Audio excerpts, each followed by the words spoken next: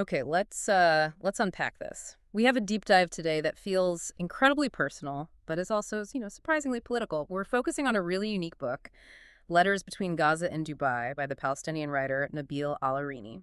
And our mission, as always, is to pull out the most important insights from all the critics' reviews and readings on Amazon Kindle that you've sent our way. What's so fascinating here, I think, is how this book uses such an intimate format, a personal letter, to connect two completely different worlds. You've got Gaza and you've got Dubai. And by bridging them, it delivers this powerful commentary that just resonates on a global scale. Right, and the structure itself is a huge insight from the reviews. This isn't just a random collection of letters. It's actually linked directly to his novel, A Furnished Wife. The letters are like the preparatory step. They set the whole stage for the relationship between the main characters before the novel even begins. And that detail, it completely changes how you read it. You're not just reading letters.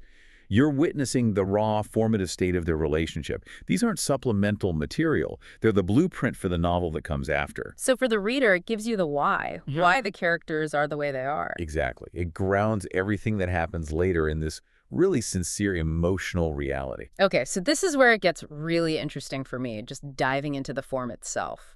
The genre is epistolary literature, or the art of letters.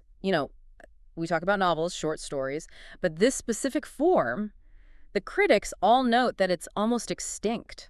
That's the perfect place to start. We have to ask the question, why did it nearly vanish? Is it just too difficult, or is it something else? The reviews seem to point in two directions. They do. The first is, yes, the technical difficulty. Right. Trying to build character, plot, and all this emotional weight just through letters. It's a real high-wire act for a writer. Okay, that's the craft side of it. But the second reason is about us, about our behavior, right?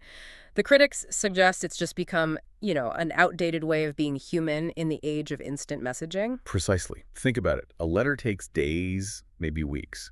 It demands reflection. Our phones give us information in milliseconds. It's speed over substance. We send these rush texts, quick reactions. And a letter forces you to slow down. Yeah. You have to really think about your feelings, clarify your points, maybe edit your anger before you put it on paper. But I have to ask, in a crisis situation like the one Nabil Al-Arini is writing from, is that slowness really a good thing? Doesn't that delay that reflection, risk losing the immediate urgency of the struggle? That's a great question. But what the critics emphasize is that the art of the letter, it transforms that urgency into resonance. A rushed, despairing text is gone in a flash. But if you spend 3 days crafting a letter about that same despair, by the time it reaches Dubai, it has the weight of real contemplation. It elevates it from a complaint to this powerful, reflective statement. So for you, the listener, understanding that slowness is really the key. It's the mechanism that lets the author weave together these two massive themes, this deep personal longing and some really sharp political analysis. Which brings us right to the content. And calling these letters romantic is, well, it's a massive oversimplification. The reviews make it clear they are this complex tapestry of longing, sure, but also reproach, contemplation, and a really critical analysis of the Palestinian political situation, all seen through the eyes of these two lovers. The geographic contrast is what really drives the tension, and the critics point this out again and again. You've got Gaza under what's described as a suffocating siege where life is about pressure and scarcity. And then you have Dubai, which represents stability, opportunity, maybe safety in comparison. And the book uses that tension so effectively. The tiny details of daily life become political. The lover in Gaza might write about trying to get medicine or the power being out again. The lover in Dubai might respond with their own struggles navigating bureaucracy or the anxiety of watching from so far away. So it's not that their problems are equal, but that they're connected. One person's experience of being in the diaspora is shaped by the other's experience of oppression. Their private pain becomes a stand-in for the whole national situation. That's it, exactly. And the language is described as being incredibly honest, highly sensitive. That sincerity lets the writing do something really important. It moves the story from the private, this one couple's separation, to the public. It addresses the national situation, but it never sounds like a lecture because it's rooted in real individual pain. It's not a headline. It's a person you feel you know. Now, we do have to shift to what the critics highlighted as the most challenging themes in the readings. And just a reminder, our role here is only to convey the ideas in the original writing. As reported in the critics' reviews and readings on Amazon Kindle, we're not endorsing any particular viewpoint. Right, so this section of the letters has a very strong sense of what the reviews call national reproach, chetab watani. Hmm. That really crucial phrase. It's not just frustration. It reflects this feeling of lost hope, of human despair, aimed directly at the Palestinian leadership. So the critique is very specific. It's about how the leadership manages the core parts of the Palestinian cause. It's an evaluation of strategy from the perspective of people living with the consequences every single day. And this is where it gets really structural. The letters introduce a concept the sources call the jurisprudence of disclosure or scandal. It's a shanos shanfuth. That phrase needs a little unpacking. Okay, let's break that down. Jurisprudence of disclosure. That sounds like a heavy concept to find in a love letter. What does it actually mean in the book? It's a literary tool. It's fascinating. This isn't just complaining. It's a deliberate, principled act of using these intimate, documented details from their private lives as a way to expose national practices that are seen as harmful to the cause. The private letter is basically acting like a public document, like Yeah. evidence. Wow. So the letter becomes a tool for accountability. By sharing their personal despair, the specific details of the siege, they're building a case, a jurisprudence, for challenging the official narrative. They're using their own vulnerability as a weapon. And the sincerity of the letter format gives it all this credibility. If these were just political essays, you could dismiss them as rhetoric.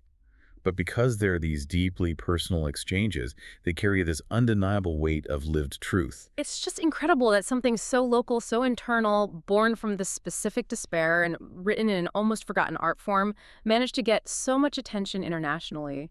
Shifting focus now, what was it that made this story resonate so widely? Well, the reviews make it clear it had a huge impact. Yeah. The English version of the book received a really prestigious award from the International PEN organization.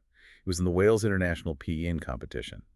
That tells you the themes, love, separation, the fight against political stagnation, are universal. And this is where modern platforms gave this old form a new life.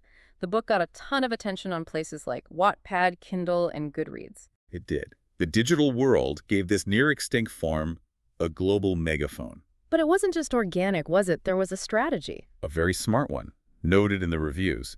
The letters were shared by influencers, writers, and critics on social media.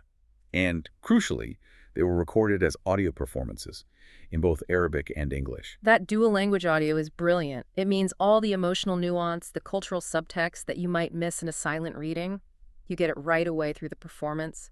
It helps a non-Arabic speaker feel that national reproach directly. It absolutely maximized its reach.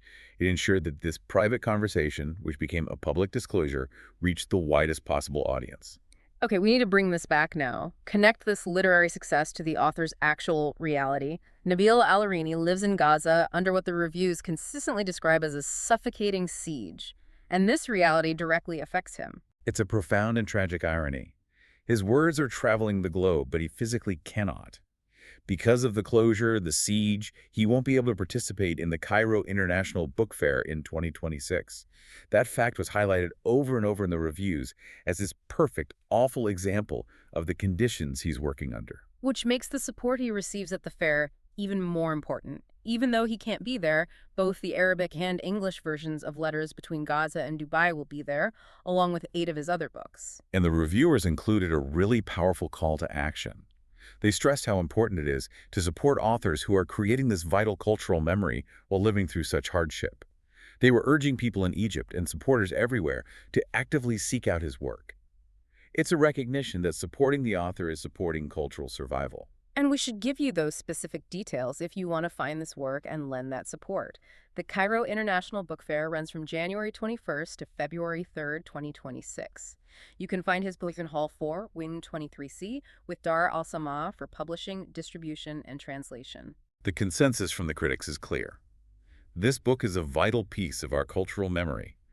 It revives an art form that demands sincerity, and at the same time, it reflects the deepest human concerns under duress.